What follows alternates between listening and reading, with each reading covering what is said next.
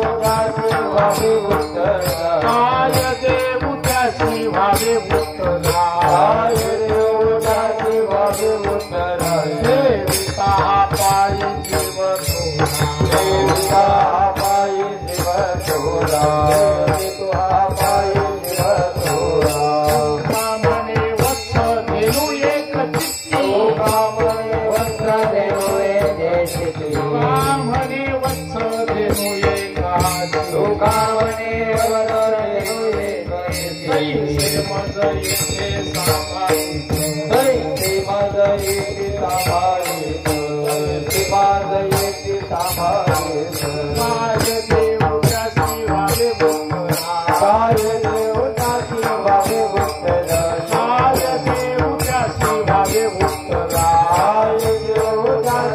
पावे उतराई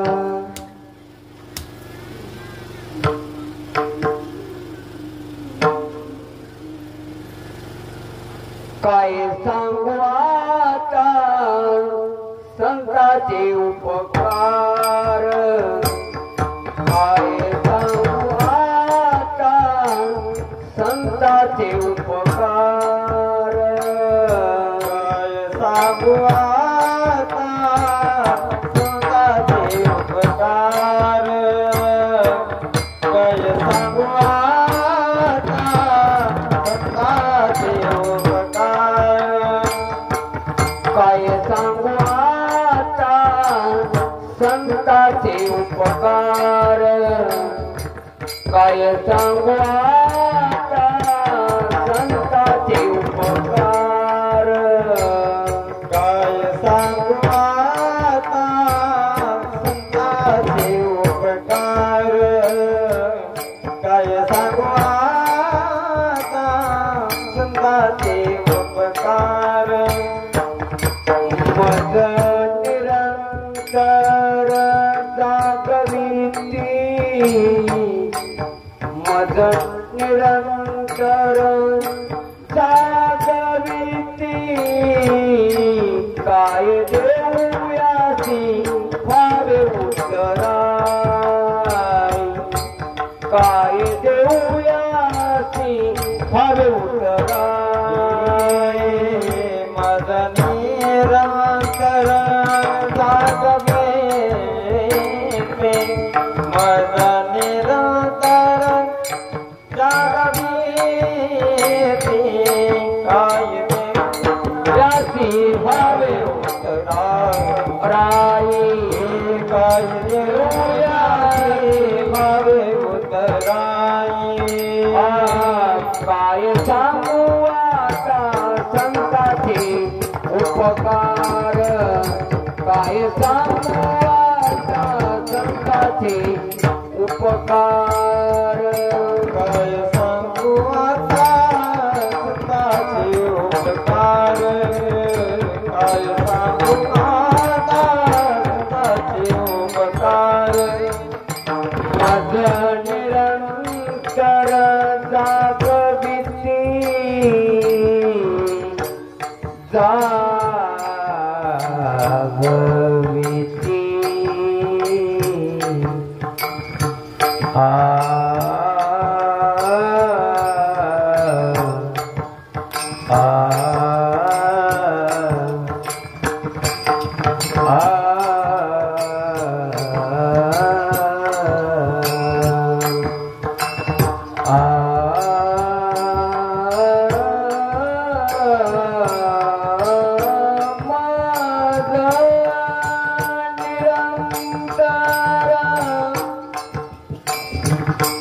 जागविती जागविती जागविती मज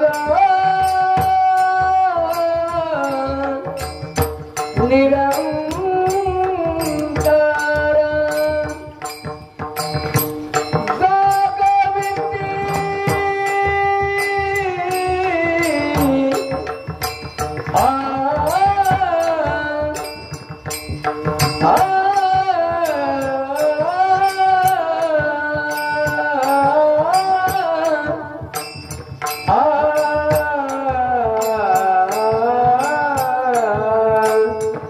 मज निरंतर जागविती मज निरंतर जागविती काय देऊयासी भावे उतराई काय देऊ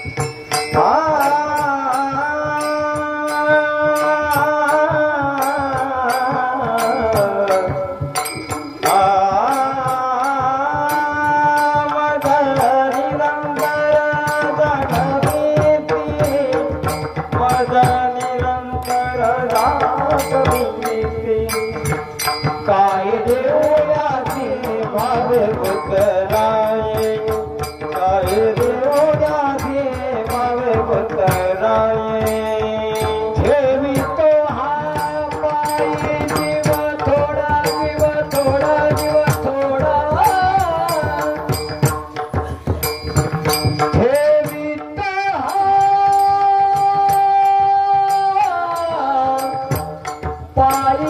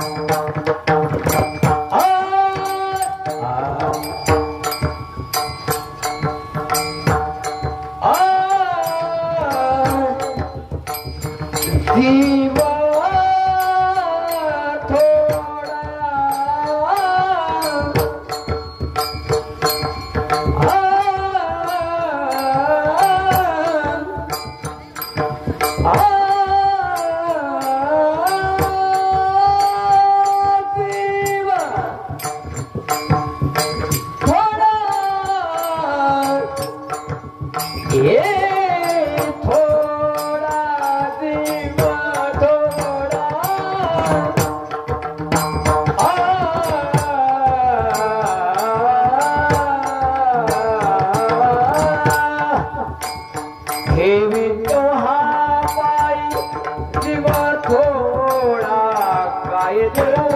जीव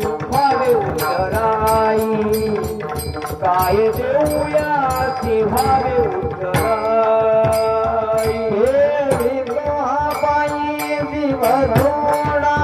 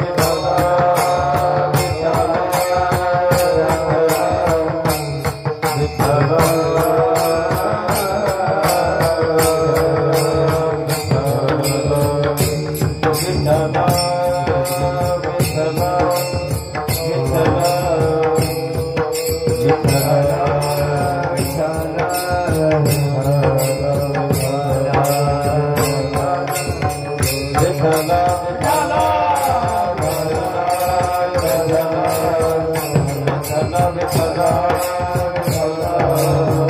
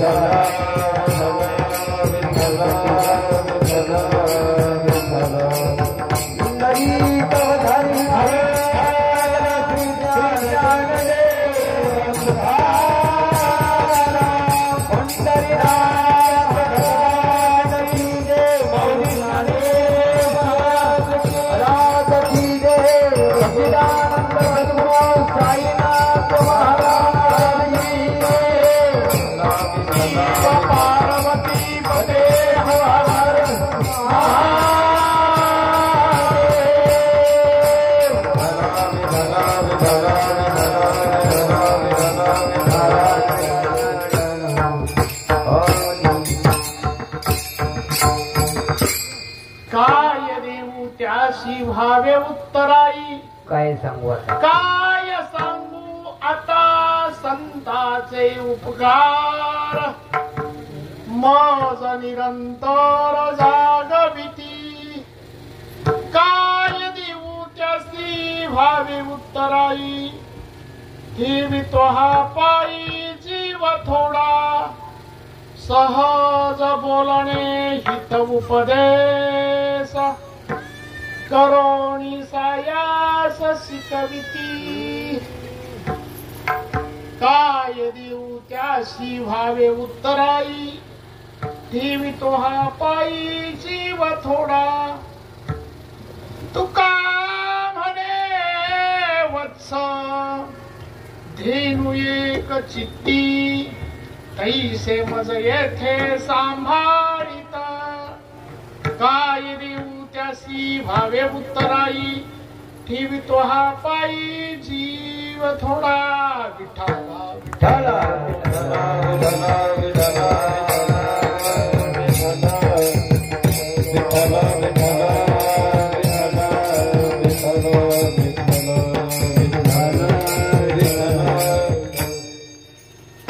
सकळ मंगल निधी. श्री विठ्ठलाचे नाम आधी. सत्य साच खरे नाम विठोबा.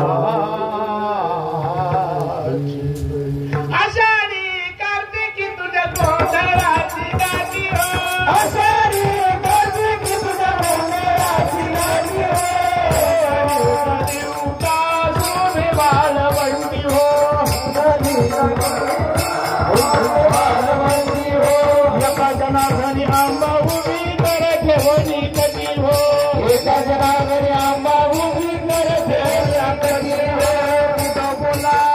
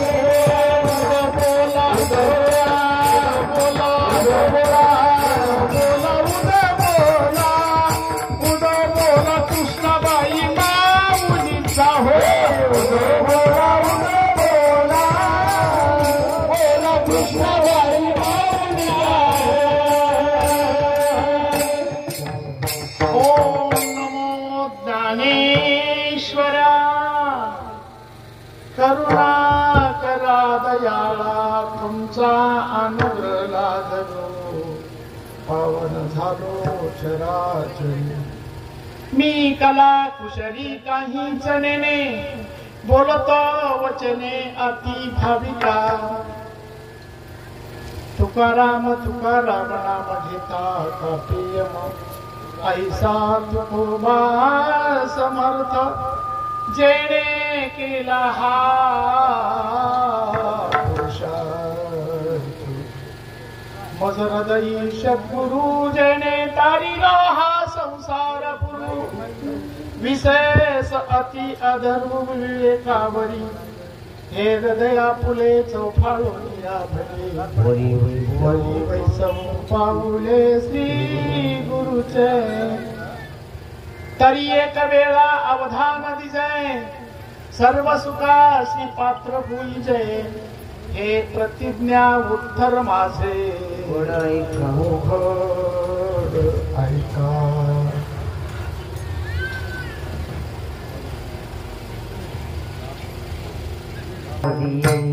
मस्तक हे पायावरी. मस्तक पायावरी.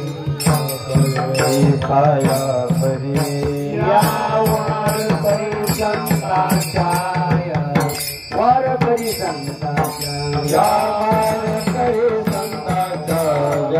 वारकरी संताचा या वारकरी संताच्या वारकरी संताचा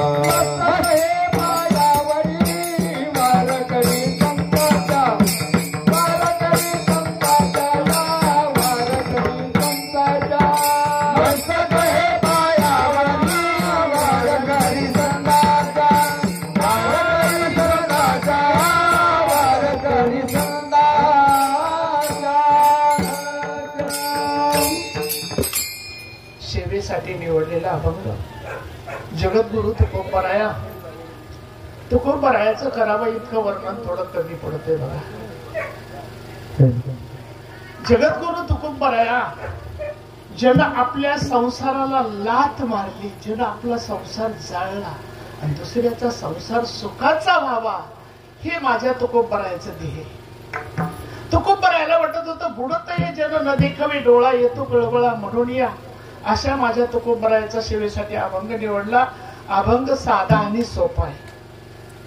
तुकोबराया म्हणतात, काय सांगू आता संतांचे उपकार. ह्या संतांचे उपकार काय सांगावेत, माझ्याच्यानं सांगणंच होत नाही हो. आत्ता सांगणं होत नाही आत्ता. म्हणून तुकोबराया म्हणतात, काय सांगू आता संतांचे उपकार. मज निरंतर जागविती. आम्हाला जागविलं हो, जागविलं. झोपू सुद्धा दिलं नाही, कोणाकडे गुतू दिलं नाही. येळोवेळी माझ्या तुकोबरायानं आम्हाला जागवलं. तुकोबराया म्हणतात. म्हणून तुकोबराया म्हणतात, असल्यासाठी मी काय द्यावं, काय देऊ त्याशी व्हावे उतराई. ठेवितो हा पायी जीव थोडा. तुकोबराया म्हणले, अरे संतांच्या वाक्यामधून, संतांच्या बोलण्यामधून जर संत सहज बोलले ना, सहज, तर प्रत्येक आमचं तुमचं नाही, अनेकाचं हितच होतंय त्यांच्या बोलण्यामध्ये. सहज बोलणे, हित उपदेश आणि करोडी सायास शिकविती. सायास करतात आणि शिकवतात आणि सहज बोलण्यामध्ये तुमचं आमचं नाही, जगामध्ये अनेकांचं हित करतात, त्यांना संत म्हणतात.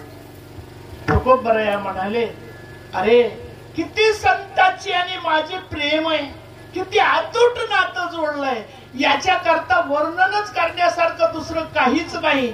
म्हणून तुकोबरायाने एक प्रश्न ठेवलाय. तुकोबराया म्हणाले, तुका म्हणे वत्स. वत्स म्हणजे वासरू आणि गाय. किती अतूट नातं आहे दोघांचं. तसं संतांचं आणि आमचं नातं आहे. जसं गाईला वासराबद्दल प्रेम आहे आणि वासराला आईबद्दल प्रेम आहे, तितके संत आम्हाला असणारे जवळीक आहेत, प्रेम करतात, आम्हाला सांभाळतात. तैशे मज येथे सांभाळतील. चला, अभंगाचा सरळ सरळ तुमच्या पुढे अर्थ मांडण्याचा प्रयत्न केला. पण कीर्तन कशासाठी? या कलियुगाच्या पाठीवर असणार एक महान संतत्वच म्हणायला हरकतच नाही म्हणायचं. फक्त त्यानं वाङ्मय लिहिलं नसेल, पण काही ठिकाणी लिहिलंय बी.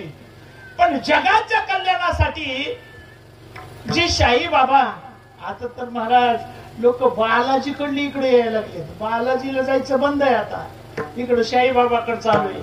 ज्या शाही बाबांसाठी असणारी भक्त मंडळी, जे पोकरकर परिवार आहे, त्यांची असणारी जे सहकारी मंडळी ना, इथून प्रतिवर्षाप्रमाणे इथून उत्साह करून असणारी पायी दिंडी चालत जाते.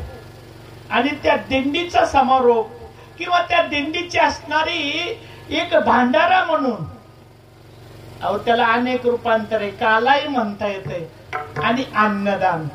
आणि त्या अन्नदानामध्ये नामचिंतन रूपी सेवा आहे. महाराज या पोकरकराचा सांगावा इतका उपकार कमी. त्यांचं जरा जीवनचरित्र बघा. त्यानं बांधायचे तर मंदिरच बांधले महाराज. शास्त्रकार सांगताय, मंदिर बांधता भुवन पालकी. जगामध्ये अनेक दान आहेत. दान करण्याकरता स्वर्ण दान आहे, भूमी दान आहे, अनेक दान आहेत. पण दाना माझी दान जर श्रेष्ठ असेल ना, मंदिराचं दान आहे, मंदिराचं दान. त्यांच्या जीवनामध्ये हो उमरा इथं असणारा सुभाष महाराजांच्या तिथं आरोग वाया गेलेला पोरगा रे महाराज, वाया गेलेला पोरगा. पण सहज हाताला धरलं आणि शाही बाबाच्या चरणावर ठेवलं. तिथंही मंदिर असणारं उभा केलंय. अंबाजोगाई इथं मंदिर आहे आणि त्याच निमित्तानं असणारं इथं मंदिर. आणि सर्व भक्त मंडळी असणारी जमली आणि त्या निमित्तानं असणारी कीर्तनाची सेवा. विठ्ठला विठ्ठला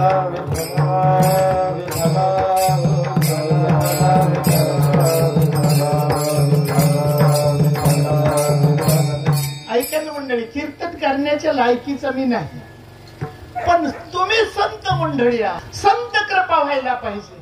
संत एकदा कृपा झाली की लंगडो माणूस सुद्धा पर्वतावर चलतोय असं नाथाचं म्हणणं आहे. पैठणचे नाथ महाराज म्हणाले, संत कृपा होता पांगुळाची चढे चढे पर्वत माथा. संताची जर कृपा झाली ना, लंगडो माणूस दोन्ही पायानं, पण संताची कृपा व्हावी पर्वतावर चढू शकतोय. पर्वतावर अरे इतकं सोडा, आंधळ्याला दृष्टी येते, आंधळ्याला दृष्टी, अज्ञानाला ज्ञान होत आहे, पण याच्या करता संत कृपा लागते. म्हणून तुम्ही संत महात्मे आहात. तुमच्या पायावर नतमस्तक होतो. तुम्ही निश्चित आशीर्वाद द्याल आणि कीर्तन झाल्याशिवाय राहणार नाही. विठ्ठला विठ्ठला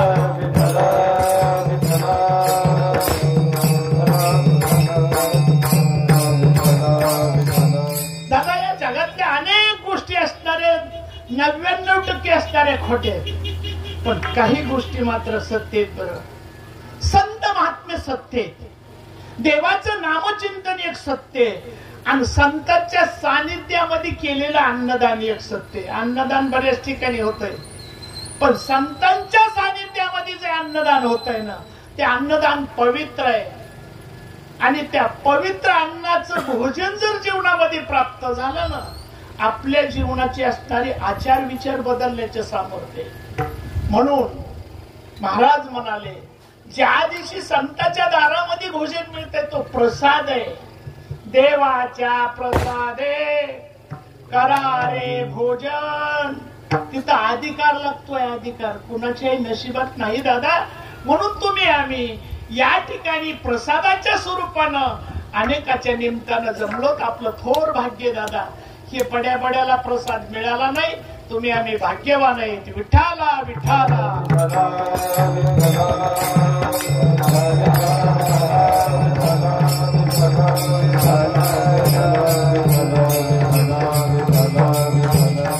संत वळखावा लागतात, संत कळावा लागतात, आणि संत मिळावा लागतात.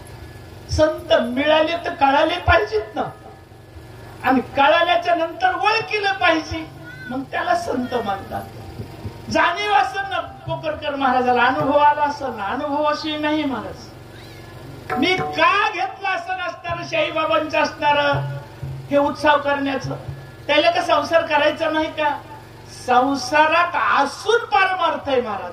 म्हणून नामदेव राय सुंदर म्हणाले, संसारी असावे आसोनी नसावे, भजन करावे वेळोवेळा. कलियुगात साधना दुसरी नाही महाराज. साधना पवित्र जर असेल तर त्याचं नाव आहे भजन. म्हणून कलियुगामध्ये करावे कीर्तन, कलियुगामध्ये करावे कीर्तन. तेने नारायण देवी दावेती, तेने नारायण देवी दावेती. कलियुगामध्ये करावे कीर्तन, कलियुगामध्ये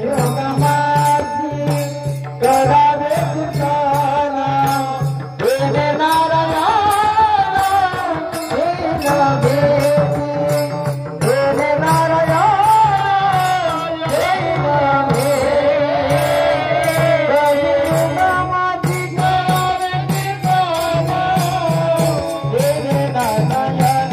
देवी दावेती, तेने नारायण देवी दावेती. कलियुगामध्ये करावे कीर्तन, तेने नारायण देवी दावेती, तेने नारायण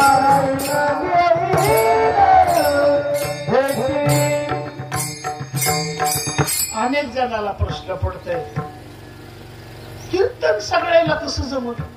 पण महाराज तर म्हणाले कलियुगामध्ये कीर्तन श्रेष्ठ आहे, कीर्तन करावं. पण कीर्तन सगळ्याला कसं जमल?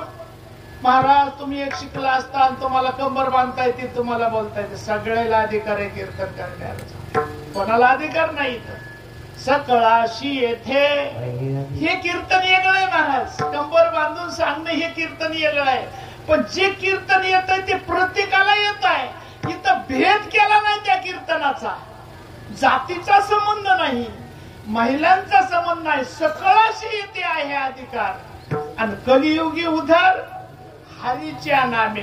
मग कोणचं कीर्तन आहे? मुखी गावे हरीचे गुण, मुखी गावे हरीचे, मुखी गावे हरीचे गुण, मुखी गावे हरीचे गुण.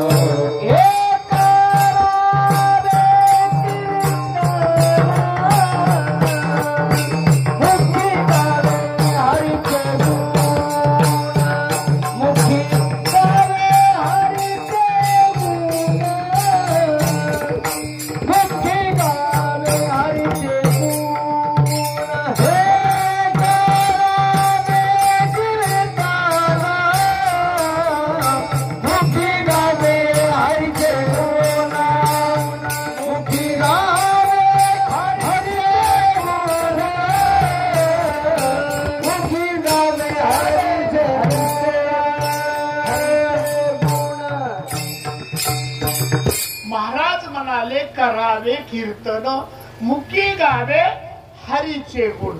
तोंडानं असणारं भगवंताचं चिंतन म्हणणे हे असणारं त्याचं नाव आहे कीर्तन. पण महाराज ते कवा करावा? नाही काळ वेळ तया लागी, काळ नाही वेळ नाही, स्नान केलं काय नाही केलं काय, कुठेही करता येते ते कीर्तन. पण माणसं तेच का कीर्तन करीना तू? अनेक गोष्टी करायला लागलेत, अनेक भलतच बोलायला लागलेत, पण देवाचं कीर्तन कोणी करायला तयार नाही. त्या कीर्तनानं साधन, पण ते साधन करण्यास आता कीर्तन मुखानं करायचे का नाही? मग मुखानं करण्यासाठी त्यानं साधन दिलंय का नाही आपल्याला? नाही, तोंड दिलं नाही का?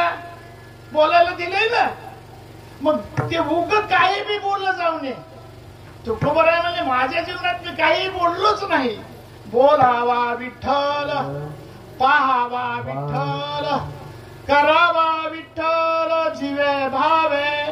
अरे माणसाओ, जे शरीर दिलंय ना, शरीर माहितीच होतं देवाला ह्या लागणाऱ्या वस्तू येतात आणि ह्या कामाच्या ह्या गरजेच्या आहेत. हात कशाला दिलेत? उगाच दिले नाहीत हात. टाळी वाजवावी, गुढी उभारावी, वाटते चालावी पंढरीची, याच्यासाठी पाय दिलेत. डोळे काय उगत दिलेत का टीव्या बघायला? माणसं माणसात जरी बसले तरी माणसं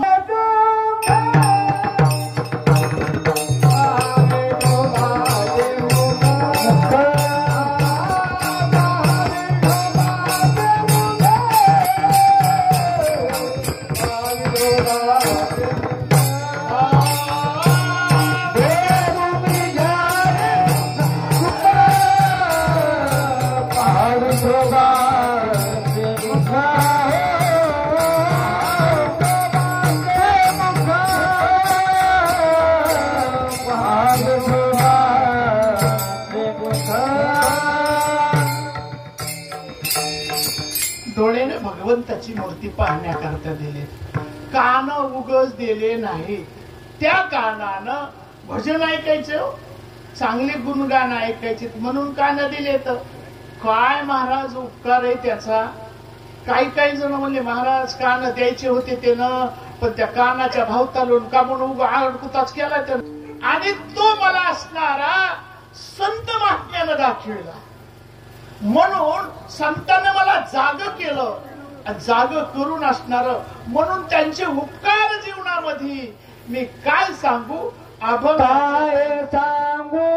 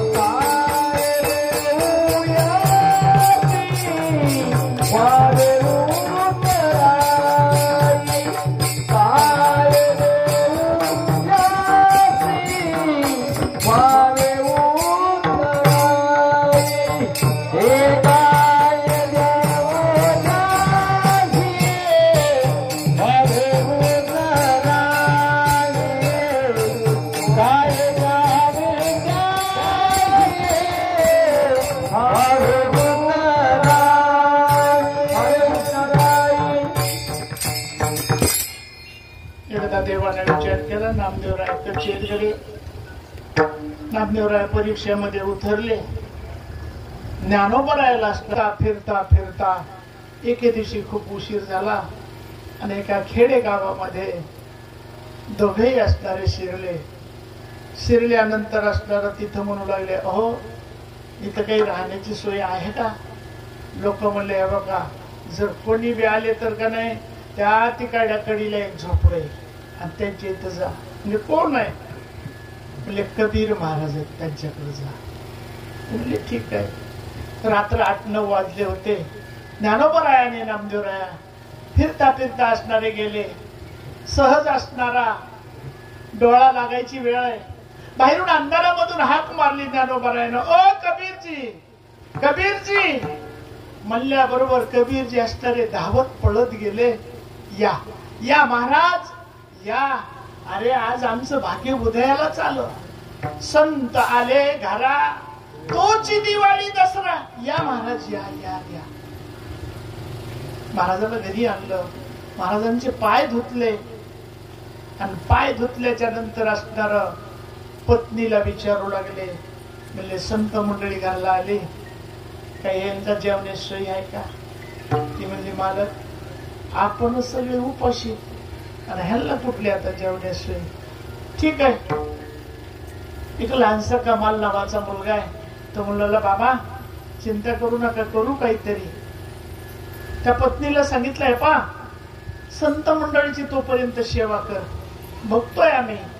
रात्रीचे असणारे 11 वाजून गेले आणि तो कमाल नावाचा मुलगा आणि कबीरजी गेले दादा दुकानाकडं. अंधार पडलेला आहे आणि त्या अंधारामध्ये दुकानदार आता दुकान लावून गाढ निद्रिस्त झोपडीते. हाक मारावर कसं मारावं म्हणून बापाने विचार केला, हे कमाला आता हाक मारल्यानं तो उठत नाही, आपल्याला देऊ शकत नाही, आपल्याला नेल्याशिवाय गरज नाही. ते म्हणला, बाबा मग काढा 2-4 चिरी दगडाची इटखरी. हो, पारी असणारा कशानं तरी असणारा बारीक बोळ केलं. कमालाला सांगितलं, कमाल तो आतमध्ये जा. बळच असणार कमालाला आतमध्ये घातलं. कमाल आतमध्ये गेला आणि बापानं सांगितलं, बाळा भलतीच चोरी करू नको बरं. आपल्याला लागतंय काय? संत मंडळीला जीव घालण्यापुरतं. लागल एवढा गुळ दे, डाळ दे, जे काय लागल तेच असणाऱ्या वस्तू आपल्या बापाकडे स्वाधीन केल्या. आणि ज्यावेळेस असणार गपचिप जाणे हेच नाव चोरी आहे.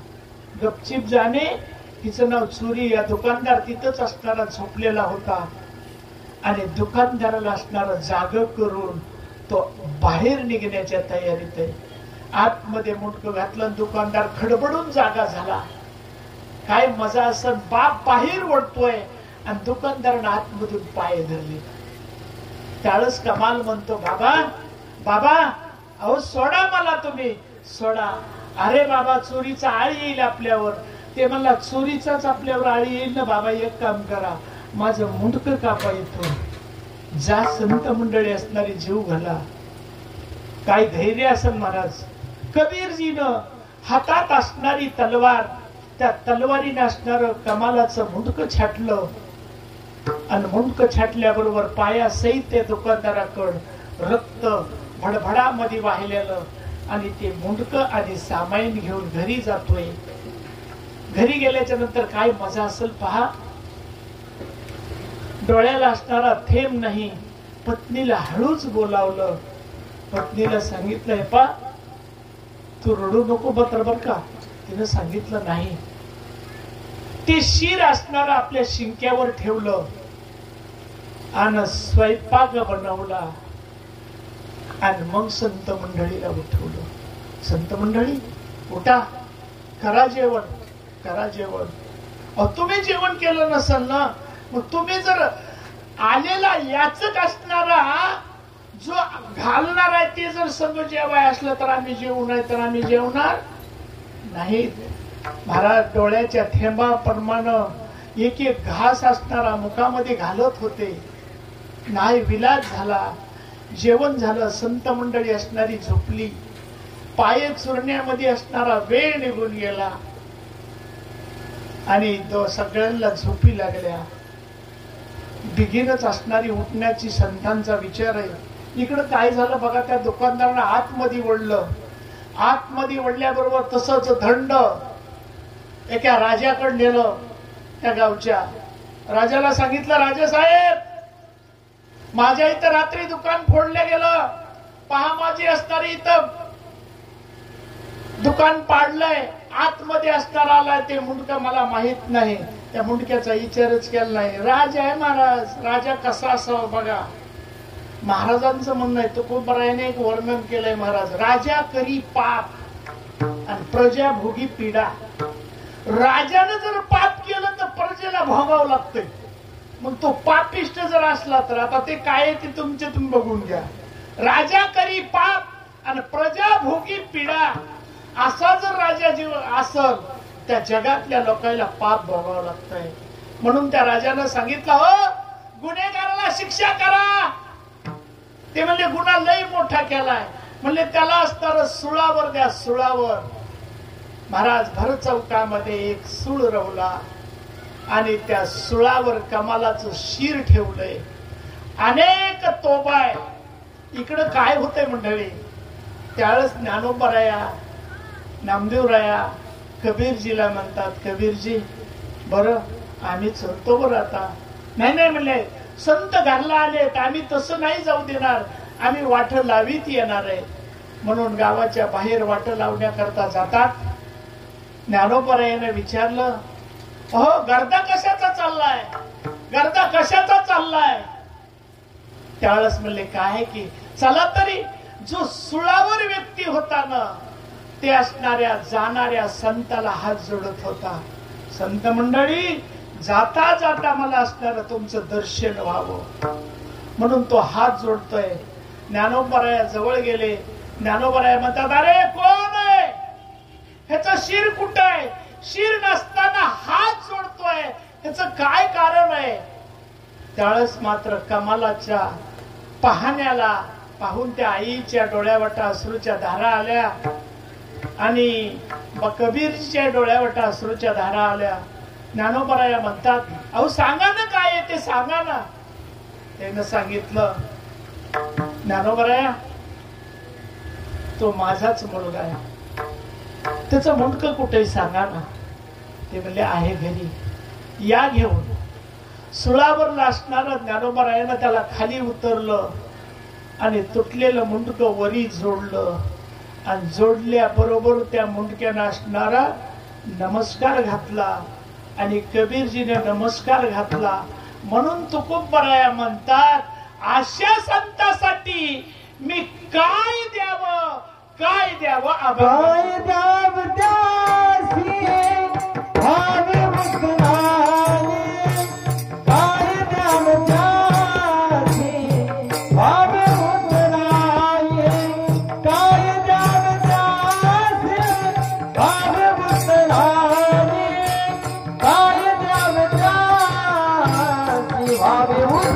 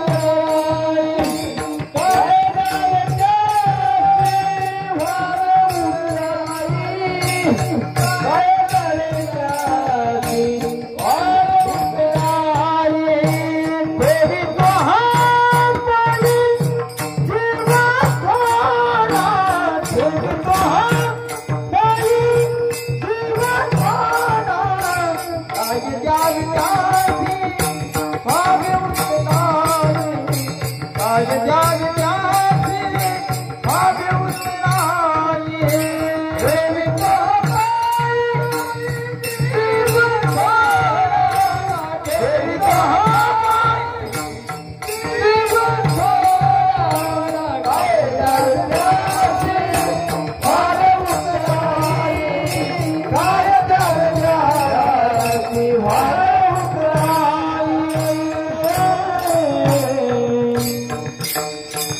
माझे तुकोबराया म्हणाले, असले जर संत